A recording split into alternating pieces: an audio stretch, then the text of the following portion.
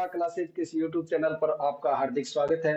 आज हम दंड प्रक्रिया संहिता क्रिमिनल प्रोसीजर कोड के सेक्शन 28 से आगे चर्चा करेंगे। इससे पहले वाला जो वीडियो था उसके अंदर सेक्शन 28 से पहले के यानी 27 तक के जो जितनी भी धाराएं हैं वो सारी इसमें बताइए। आज हम 28 से आगे कंटिन्यू इसको करते हैं और देखते हैं कि क्या दंडादेश दिया जा सकता है, कौन से न्यायालय के द्वारा कौन सा दंडादेश दिया जाएगा।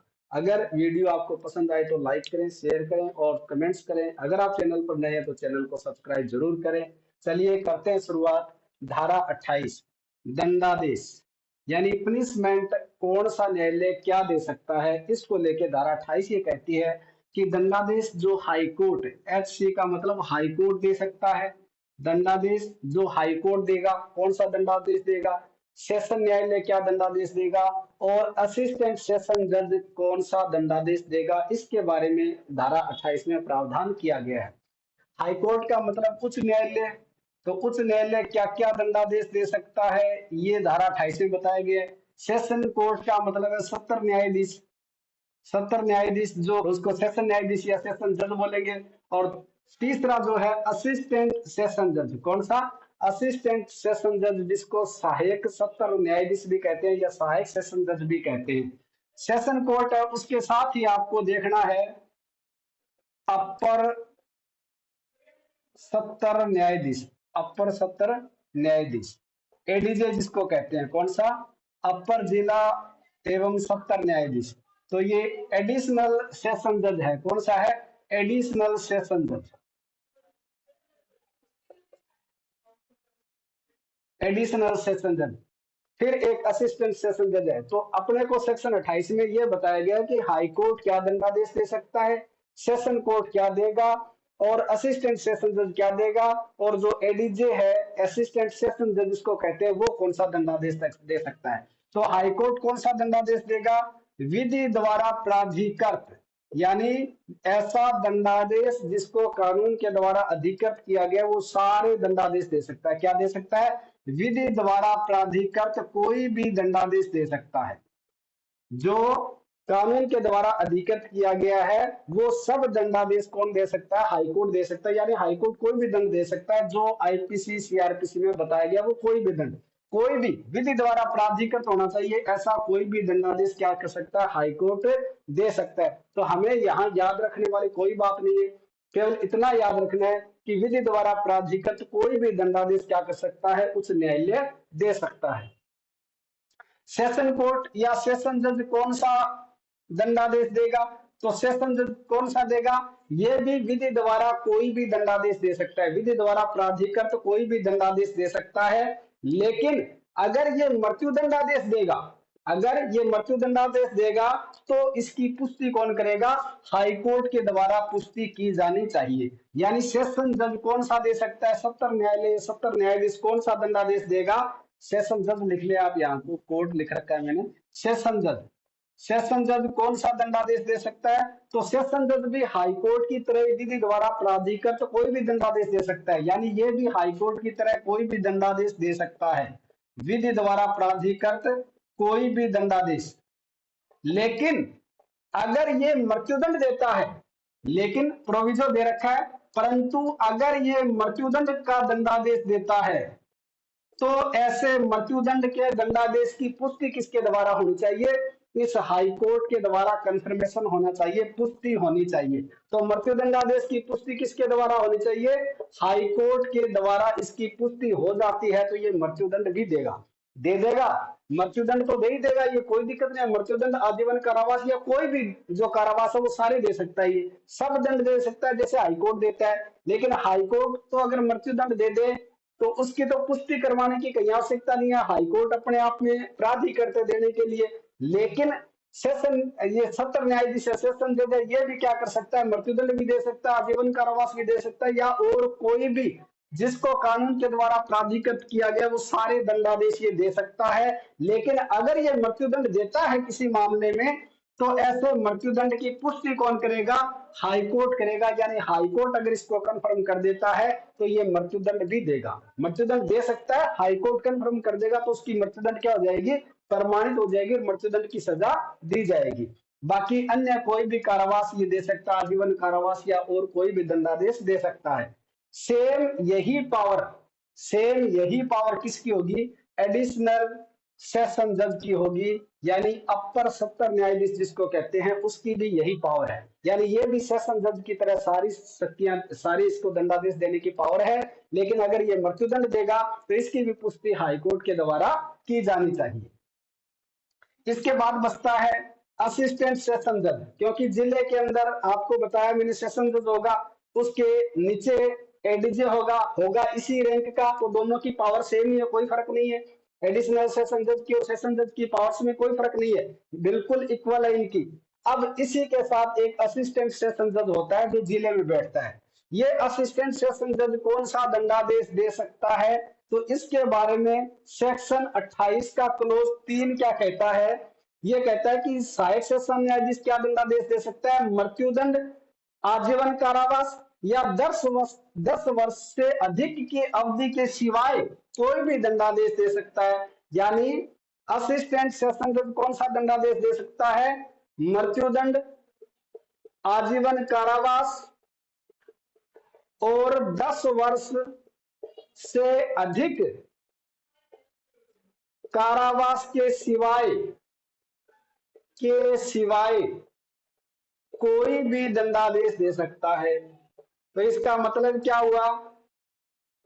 इसका मतलब ये हुआ कि ये मृत्युदंड नहीं दे सकता, ये मृत्युदंड नहीं दे सकता, ये आजीवन कारावास का दंडादेश नहीं दे सकता, और ये 10 वर्ष से अधिक कारावास का दंडादेश नहीं दे सकता। इसका मतलब क्या हुआ कि ये 10 वर्ष तक या उससे कम कारावास का दंडादेश दे सकता है। अगर हम इसको सीधी भाषा में देखें तो इसका मतलब यहाँ तो लिखा है कि मृत्युदंड, आजीवन कारावास या 10 वर्ष से अधिक अवधि के कारावास के सिवाय कोई भी दंडादेश दे सकता है। इसका मतलब क्या है कि मृत्युदंड नहीं दे सकता, या आजीवन कारावास का दंडादेश नहीं दे सकता, और ये 10 वर्ष से ज्यादा का कारावास नहीं दे सकता। कौन? असिस्टेंट सेशन जज, सहायक सत्र न्यायाधीश।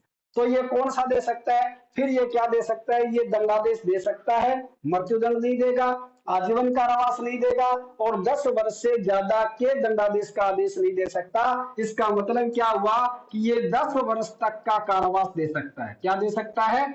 10 वर्ष तक की अवधि के दंडादेश दे सकता है, इससे ऊपर के नहीं दे सकता।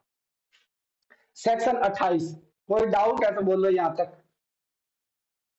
हाईकोर्ट कोई भी दंडादेश दे सकता है जो विधि के द्वारा प्राधिक करता है। सेशन जज भी कोई दंडादेश दे सकता है, अगर मृत्युदंड देगा तो हाईकोर्ट के द्वारा पुष्टि होनी चाहिए। सेम ही एडीजे की असिस्टेंट एडिशनल सेशन जज की पावर है। असिस्टेंट सेशन जज क्या दे सकता है? ये मृत्युदंड, आजीवन कारावास या 10 वर्ष से ज्यादा का कोई दंडादेश नहीं दे सकता। इसका मतलब ये 10 वर्ष तक के कारावास का दंडादेश दे सकता है, कोई दिक्कत नहीं यहां तक। अब देखो धारा 29, धारा 29 क्या कहती है?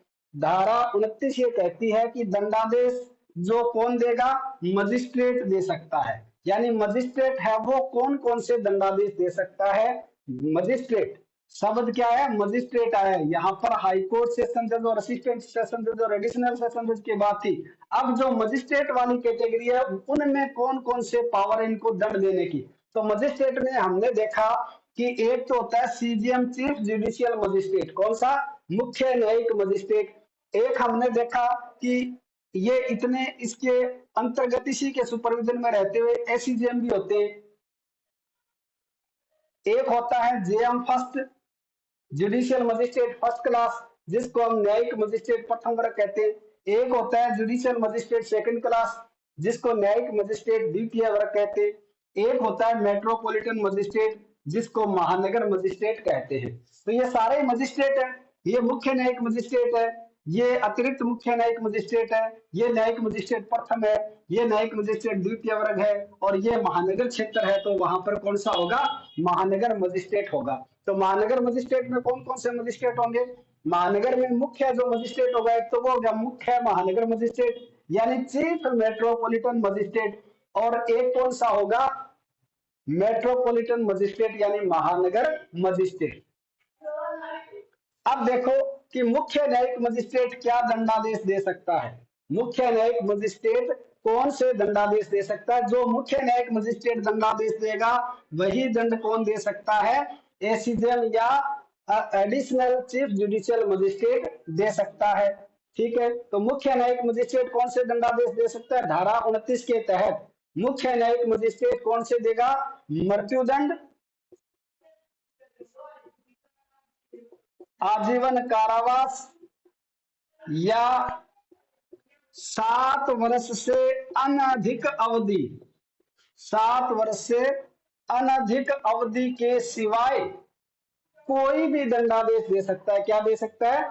7 वर्ष से अनधिक अवधि के सिवाय कोई भी दंडादेश दे सकता है। इसका मतलब क्या हुआ कि ये मृत्युदंड नहीं दे सकता, ये मृत्युदंड नहीं दे सकता, आजीवन कारावास का दंड नहीं दे सकता और 7 वर्ष से ज्यादा का दंड नहीं दे सकता। यानी इसका कहने का मतलब सीधा सीधा ये है कि मुख्य न्यायिक मजिस्ट्रेट और अपर मुख्य न्यायिक मजिस्ट्रेट कितना दंड दे सकते हैं? फिर ये 7 वर्ष तक का कारावास का दंडादेश दे सकते हैं। 7 वर्ष तक कारावास का दंडादेश दे सकते हैं। यानी यहां तो लिखा है कि मृत्युदंड, आजीवन कारावास या 7 वर्ष से अधिक अवधि के सिवाय कोई भी दंडादेश दे सकता है। इसका मतलब ये नहीं देगा, इसके अलावा कोई भी दंड दे सकता है। तो इसका मतलब क्या हुआ कि यानी ये मृत्युदंड नहीं दे सकता, आजीवन कारावास का दंड नहीं दे सकता, ये तो ये ऊपर वाले देंगे, फिर मृत्युदंड, आजीवन कारावास का तो यहाँ आ गया सारा, 10 वर्ष तक के वहां आ गए। तो ये कहता है कि मृत्युदंड, आजीवन कारावास या 7 वर्ष से अनधिक अवधि यानी 7 वर्ष से ज्यादा का दंड नहीं दे सकता। इसका मतलब ये 7 वर्ष तक के कारावास का दंड दे सकता है। कौन? मुख्य न्यायिक मजिस्ट्रेट और अपर मुख्य न्यायिक मजिस्ट्रेट, चीफ जुडिशियल मजिस्ट्रेट और एडिशनल चीफ जुडिशियल मजिस्ट्रेट। उसके बाद आता है जेएम फर्स्ट, न्यायिक मजिस्ट्रेट प्रथम वर्ग। ये कौन से दंडादेश दे सकता है? 2 है, एक तो फर्स्ट क्लास है और एक है सेकंड क्लास। तो सेकंड क्लास की पावर क्या है और फर्स्ट क्लास की पावर क्या है? सेकंड क्लास मजिस्ट्रेट है वो कौन से दंडादेश देगा? ये 1 वर्ष से अनधिक अवधि के लिए। कौन से? 1 वर्ष से अनधिक अवधि के लिए, 1 वर्ष से अनधिक अवधि के कारावास व 5,000 रुपए जुर्माना। यानी ये 1 वर्ष से ज्यादा का कारावास नहीं दे सकता, 1 वर्ष तक का ही देगा, 1 वर्ष से ज्यादा का कारावास का दंडादेश नहीं दे सकता और 5,000 रुपए से ज्यादा का जुर्माना नहीं लगा सकता। यानी जेएम सेकंड है वो सबसे नीचे की श्रेणी का मजिस्ट्रेट है, न्यायिक मजिस्ट्रेट द्वितीय वर्ग है, स्टार्टिंग यहीं से होती है। राजस्थान में ये पोस्ट है नहीं, राजस्थान में इस वाले काम यही मजिस्ट्रेट करता है, जुडिशियल मजिस्ट्रेट फर्स्ट क्लास। तो न्यायिक मजिस्ट्रेट द्वितीय वर्ग है वो कौन से देगा? वो 1 साल से ज्यादा का कारावास नहीं दे सकता। इसका मतलब 1 वर्ष तक ही देगा, इससे ज्यादा का दंडादेश जेएम सेकंड नहीं दे सकता और 5,000 रुपए से जुर्माना ज्यादा नहीं लगा सकता। यानी ये 1 वर्ष तक का तो कारावास दे सकता है और ज्यादा से ज्यादा 5,000 रुपए तक का ये जुर्माना लगा सकता है। इससे ज्यादा दंड देने की पावर इस जेएम सेकंड को नहीं है। ठीक है, अब देखो जेएम फर्स्ट ये क्या दे सकता है? इसके कारावास के दंडादेश की क्या शक्ति है? तो ये 3 वर्ष से अधिक नहीं दे सकता, 3 वर्ष से अनधिक कारावास व 10,000 रुपए जुर्माना।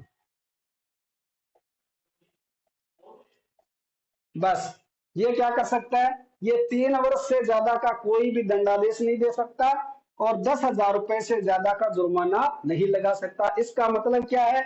यानी ये 3 साल तक का तो दंडादेश दे सकता है कारावास का, 3 साल से ज्यादा सजा देने का प्रावधान इसके अंतर्गत नहीं है। यानी इसको ज्यादा से ज्यादा 3 साल तक सजा देने की ही पावर है जेएम फर्स्ट को। और अगर जुर्माना लगाए तो कितना तक लगा सकता है? 10,000 तक लगा सकता है, इससे ज्यादा का ये जुर्माना भी नहीं दे सकता।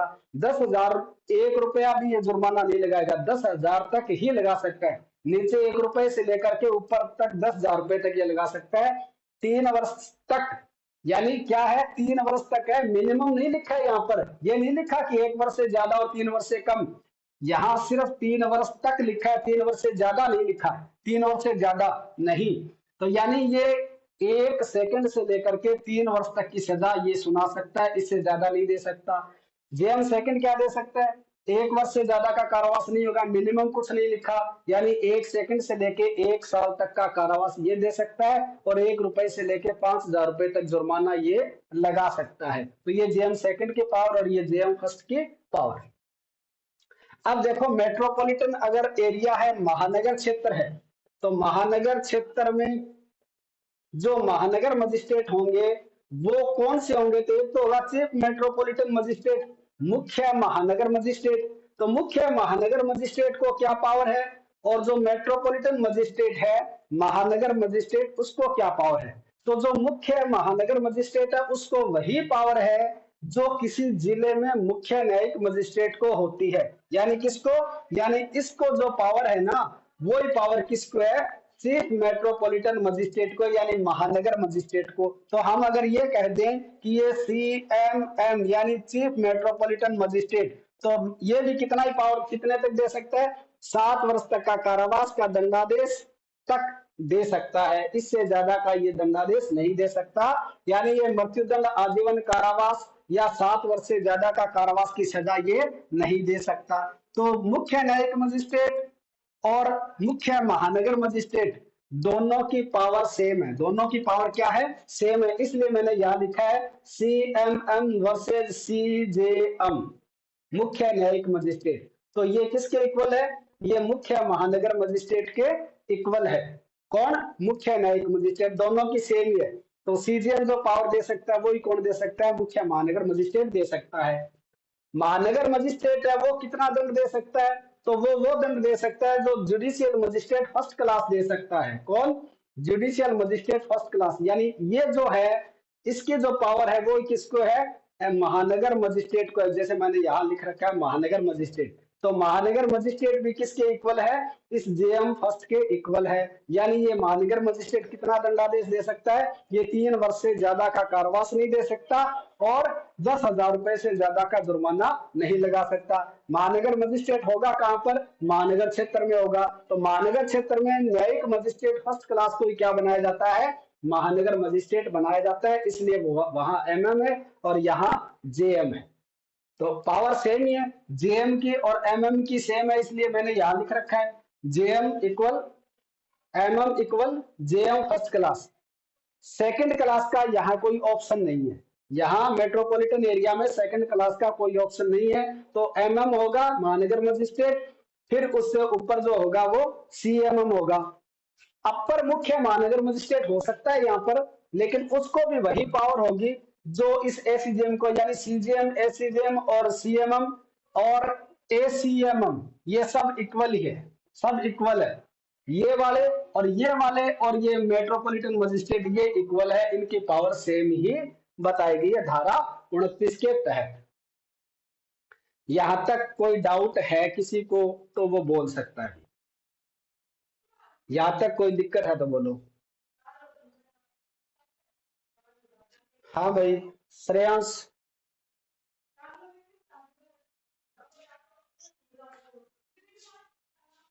उमापति,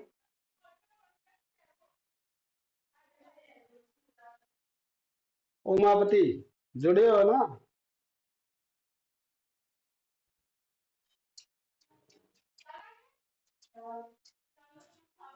हाँ भाई भगत, भगत सिंह, भगत सिंह, ठीक है। रजनी मेरा आप भी बता दो, कोई डाउट है तो। ठीक है, तो बस ये चीज बहुत ही इंपॉर्टेंट है, अगर अब समझ में नहीं आए तो दोबारा जब भी अपलोड हो उस समय जरूर देख लेना इसको, बहुत जरूरी है। क्योंकि क्रिमिनल के जो भी केसेज हैं, जो भी दंडादेश है, बस वो ये 2 सेक्शन ही निर्धारित करेंगे आपको। इसके अलावा बाकी औरों में भी है, लेकिन वो अलग अलग स्टेज के, वो ज्यादा इंपॉर्टेंट नहीं है। पर ज्यादा इंपॉर्टेंट ये है क्योंकि सेशन कोर्ट तक के सारे बता देते हैं ये, और जो जेएम फर्स्ट से लेकर के CJM और उससे आगे मेट्रोपॉलिटन एरिया के सारे दंडादेश को यहाँ कवर करता है। इसलिए ये दोनों धाराएं हैं वो आपके लिए जानना बेहद इंपॉर्टेंट है। इसको जान गए तो आप न्यायिक मजिस्ट्रेटों वाला सिस्टम समझ जाएंगे भाई कौन सा क्या दंडादेश दे सकता है। धारा 30 कहती है कि जुर्माना देने में अगर व्यतिक्रम होता है तो, धारा 30 क्या कहती है, जुर्माना देने में, जुर्माना देने पर व्यतिक्रम डिफॉल्ट अगर कर देता है व्यक्ति, किसी व्यक्ति पर जुर्माना लगाया गया जैसे 10,000, 5,000, 1,000, 500 जो भी जुर्माना लगाया है और जुर्माना व्यक्ति ने दिया नहीं है, ऐसे अभियुक्त ने जुर्माना का भुगतान नहीं किया है, तो अगर वो जुर्माना नहीं देता है तो उसे कारावास क्या होगा, उस जुर्माना न देने के बदले में क्या कारावास होगा वो यहाँ सेक्शन 30 में बताया गया है।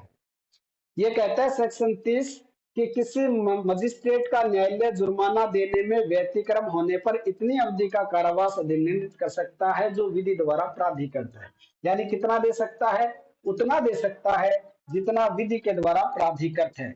अगर किसी के ऊपर कोई जुर्माना लगाया गया है और उस एक्ट में, उस धारा में ये लिखा हुआ है कि अगर जुर्माना नहीं दोगे तो इतना कारावास मिलेगा, तब तो कितना मिलेगा, उतना ही कारावास मिलेगा जितना विधि के द्वारा प्राधिकृत किया गया है। तो विधि द्वारा प्राधिकृत है वो क्या करेगा, उतना कारावास दिया जा सकेगा। ठीक है, अगर जुर्माना देने में कोई डिफॉल्ट होता है तो उतना कारावास दिया जाएगा जितना कानून के द्वारा अधिकृत किया गया है। परंतु वह अवधि, आगे प्रोविजो में बताया गया है कि वो अवधि कितनी हो सकती है और कितनी से ज्यादा नहीं होगी। परंतु प्रोविजो, परंतु वह अवधि,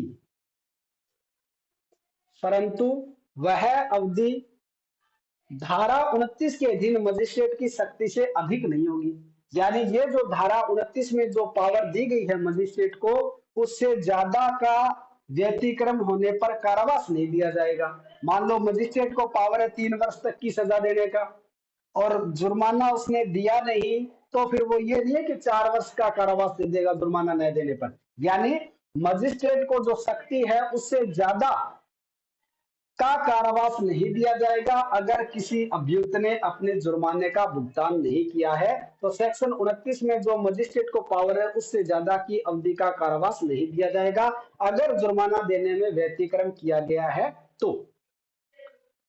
दूसरा, जहां कारावास मुख्य दंडादेश के भाग के रूप में अधिनिर्णित किया गया है वहां वह उस कारावास की अवधि के चौथाई से अधिक न होगी जिसको मजिस्ट्रेट उस अपराध के लिए न कि जुर्माना देने में व्यतिक्रम होने पर दंड के तौर पर देने के लिए सक्षम है।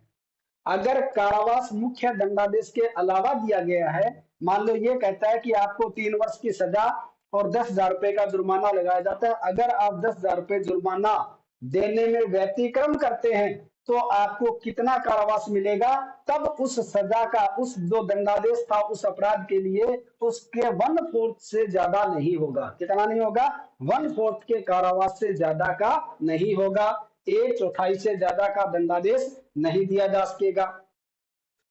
नेक्स्ट, इस धारा के अधीन अधिनिर्णित कारावास उस मजिस्ट्रेट द्वारा धारा 29 के अधीन अधिनिर्णित की जा सकने वाली अधिकतम अवधि के कारावास के मुख्य दंडादेश के अतिरिक्त हो सकता है। जितना वो कारावास देगा, जुर्माना नहीं देने पर जो व्यतिक्रम होने पर कारावास दिया जाएगा वो इस मुख्य जो दंडादेश है उसके अलावा दिया जा सकता है, अतिरिक्त दिया जा सकता है। यानी 3 वर्ष, ये कहता है कि 3 वर्ष से ज्यादा नहीं दे सकता, और जुर्माना न देने पर वो ये कहता है कि 3 वर्ष, अगर 3 वर्ष का कारावास है और जुर्माना नहीं दोगे 10,000 रुपए तो आपको कितना और भुगतना पड़ेगा, भारतीय 36 9 चौक 36 9 माह है, यानी 3 वर्ष और 9 माह का कारावास आपको भुगतान करना पड़ेगा अगर आपने जुर्माना नहीं दिया तो। 3 वर्ष 9 माह हो गए, 3 वर्ष से ज्यादा इसको पावर नहीं है, तो इसका मतलब ये नहीं है कि 3 वर्ष 9 माह नहीं दे सकता। ये कौन सा दे रहा है, ये जुर्माने की एवज में दे रहा है। मुख्य दंडादेश तो इसका यही है 3 वर्ष, ये तो जुर्माना नहीं देगा तो 9 माह का अतिरिक्त कारावास है, और ऐसा दंडादेश ये मजिस्ट्रेट के द्वारा दिया जा सकता है। बात को समझना भाई, ये नहीं है कि 3 वर्ष 9 माह हो गई और 3 वर्ष से ज्यादा दे नहीं सकता, ये नहीं है। इसका मतलब ये है कि 3 वर्ष तो मुख्य दंडादेश है जो दिया जाना है, और अगर साथ में जुर्माना लगाया है और जुर्माना देने में अगर व्यक्ति व्यतिक्रम करता है तो फिर इस जुर्माना न देने के एवज में जो कारावास दिया गया है वो ये कारावास है, और ऐसा अतिरिक्त कारावास दिया जा सकता है मुख्य दंडादेश के अलावा। ठीक है, तो ये धारा 30 में जहां जुर्माना देने में डिफॉल्ट होता है, व्यक्ति फॉल्ट करता है, जुर्माना देता नहीं है, तो उस जुर्माना न देने की एवज में जो कारावास है वो यहाँ बताया गया है। या तो विधि द्वारा आपराधिक जुर्माना वो दिया जाएगा, वो नहीं है तो जो मुख्य दंडादेश है उसके जो दंडादेश जो दिया गया है उस दंडादेश का 1/4 से ज्यादा का नहीं होगा। ठीक है, ये नहीं है कि 10,000 जुर्माना नहीं देगा तो 3 साल और सजा भुगतेगा, ऐसा नहीं है। फिर 1/4 बता दिया कि 3 वर्ष का 1/4 हिस्सा है, उससे ज्यादा का दंडादेश जुर्माना न देने के विरुद्ध नहीं दिया जा सकता, इतना ही दिया जाएगा। ठीक है, तो धारा 30 में जुर्माना न देने पर व्यतिक्रम होने पर कारावास के बारे में प्रावधान किया गया है। धारा 31 क्या कहती है? धारा 31, एक ही विचार में कई अपराधों के लिए दोषित होने के मामलों में दंडादेश। अगर एक ही अपराध एक ही विचार चल रहा है और उसमें कई अपराध हैं और उनके लिए अगर कोई दोषित होता है तो उसमें दंडादेश कितना दिया जाएगा, ये बात धारा 31 के अंतर्गत बताई गई है। क्या कहते हैं धारा 31 कि एक ही विचारण में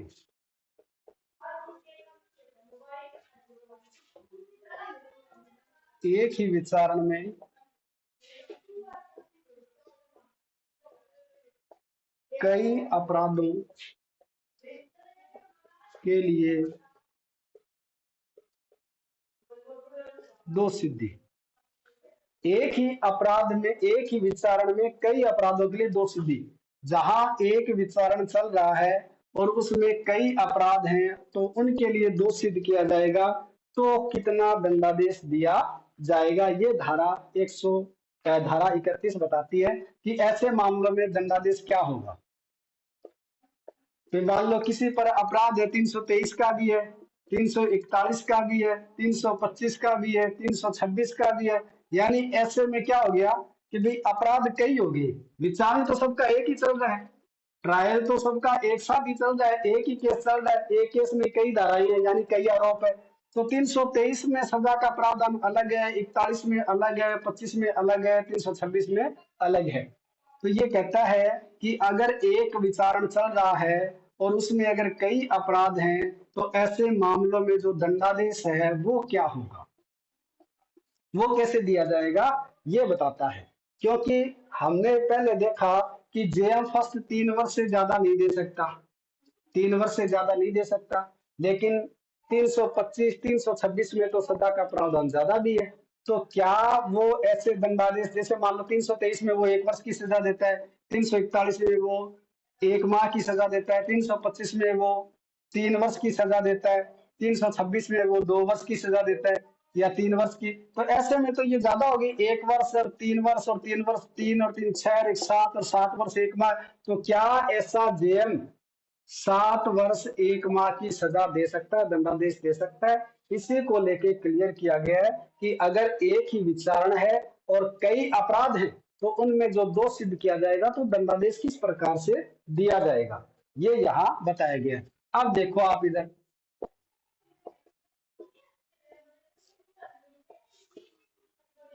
धारा 31 कहती है कि जब एक विचारण में कोई व्यक्ति 2 या अधिक अपराधों के लिए दोष सिद्ध किया जाता है, किसमें, एक विचारण में, किसके लिए, कोई व्यक्ति 2 या अधिक अपराधों के लिए क्या किया जाता है, दोष सिद्ध किया जाता है, 2 या अधिक अपराधों के लिए दोष सिद्ध किया जाता है, तब भारतीय दंड संहिता के अधीन धारा 71 के उपबंधों के अधीन रहते हुए न्यायालय सेक्शन 71 के उपबंधों के अधीन रहते हुए न्यायालय कौन से दंडादेश दे सकता है, अधीन रहते हुए न्यायालय उसे उन अपराधों के लिए विहित विभिन्न दंडों में से उन दंडों के लिए जिन्हें देने के लिए ऐसा न्यायालय सक्षम है दंडादेश दे सकता है। ये कहता है कि उन अपराधों के लिए जो ऐसा न्यायालय दंडादेश देने के लिए सक्षम है वो सारे दंडादेश दे सकता है। दंडादेश देने के लिए जो सक्षम है वो सारे दंडादेश क्या कर सकता है, ऐसा मजिस्ट्रेट दे सकता है। भाई जो अपराध सुन रहा है, जो विचार जिसकी कोर्ट में चल रहा है, अगर वो सब अपराधों में दंडादेश देने के लिए अधिकृत है तो वो सारे दंडादेश दे सकता है जो उसको देने हैं। जो उस अपराध के लिए विहित है उससे ज्यादा नहीं हो सकता। उस अपराध के लिए जो दंडादेश है वो सारे दंडादेश यहाँ देने के लिए सक्षम है। ऐसे दंडादेश के रूप में हो तब यदि न्यायालय ने यह निर्देश न दिया हो कि ऐसे दंड साथ साथ भोगे जाएंगे तो वे ऐसे क्रम से एक के बाद एक प्रारंभ होंगे जिसका न्यायालय निर्देश दे। अब मान लो मैंने जैसे बताया कि 7 वर्ष 1 माह का कारावास दे दिया, अगर वो अपने दंडादेश में ये स्पष्ट रूप से क्लियर नहीं करता है, निर्देश नहीं देता है कि ये सजाएं क्या चलेगी, एक साथ चलेगी, सजाएं एक साथ चलेगी, तब तो वो 3 वर्ष वाली सजा भी चल रही है, 1 वर्ष वाली सजा भी चल रही है, और 3 वर्ष वाली भी चल रही है, और 1 माह वाली भी चल रही है, सारी सजाएं एक साथ चलेगी। यानी आज किसी को सजा शुरू हो गई 29 तारीख को, तो 29/4 को सजा होगी। अब 3 वर्ष 3 वर्ष 1 माह है 1 वर्ष, ये सजा कब पूरी होगी?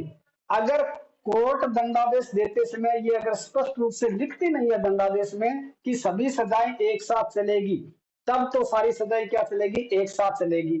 यानी 29/4 से आगे 28/5 आएगा ना, तब क्या हो जाएगा, ये 1 माह कंप्लीट हो जाएगा। कौन सा हो जाएगा, ये 1 माह तो कंप्लीट हो गया, और इधर इन सब सजाओं का एक एक महीना भी कंप्लीट हो जाएगा।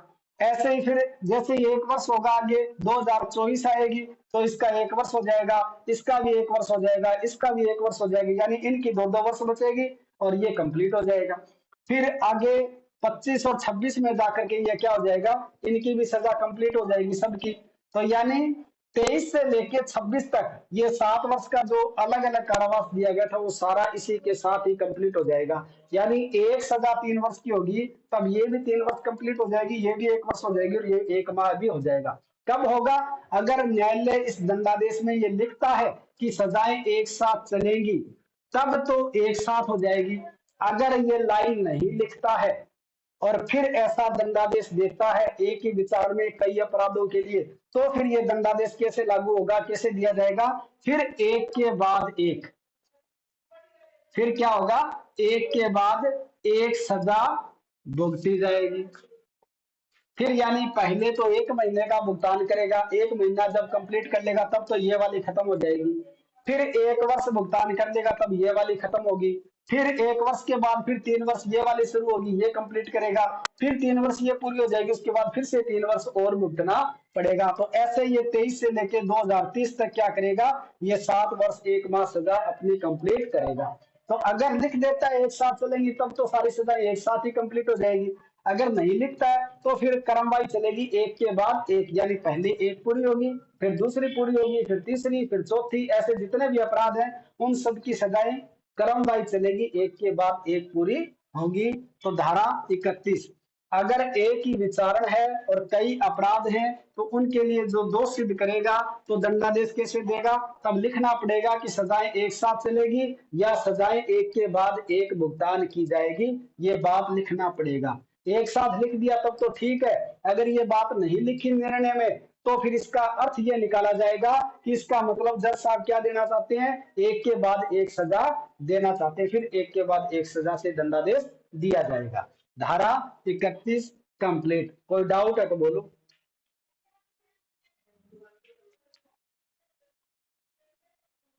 हाँ दे सकता है, क्यों नहीं दे सकता, जो जेएम के द्वारा जितने भी मामले विचारणीय हैं वो सब में दे सकता है, भले ही वो 50 मामले एक साथ सुन ले। भाई किसी ने थप्पड़ मार दिया, किसी के डंडे की साधारण चोट आ गई, किसी ने उसे रास्ते में रोक लिया, तो एक व्यक्ति कई अपराध कर सकता है ना, कोई चलते उसकी चोरी कर ली, साथ में कोई छीना जब्ती कर ली। तो जो जो जो न्यायालय विचारणीय है, जिसके द्वारा अपराध विचारणीय है, उनके लिए है ये। इसका मतलब पर्टिकुलर किसी जेएम से नहीं लगाना है, ना पर्टिकुलर किसी सेशन जज से लगाना है। वहां आगे लिखा हुआ है उस फर्स्ट शेड्यूल में कि कौन सा अपराध कौन से न्यायालय के द्वारा विचारणीय है? तो जिस न्यायालय के द्वारा विचारणीय है वो अगर कई अपराधों का एक साथ विचारण कर रहा है तो वो ऐसे दंडादेश दे सकता है। ये कहीं भी चले जाओ, सेशन कोर्ट, हाई कोर्ट, सब जगह ये रूल लागू होगा। ठीक है, चलिए ठीक है, यहां तक कोई डाउट है तो बोलो। अगर वीडियो पसंद आया तो इसे लाइक करें, शेयर करें और कमेंट्स करें। अगर आप चैनल पर नए हैं तो चैनल को सब्सक्राइब जरूर करें। Thank you. जय हिंद, जय भारत।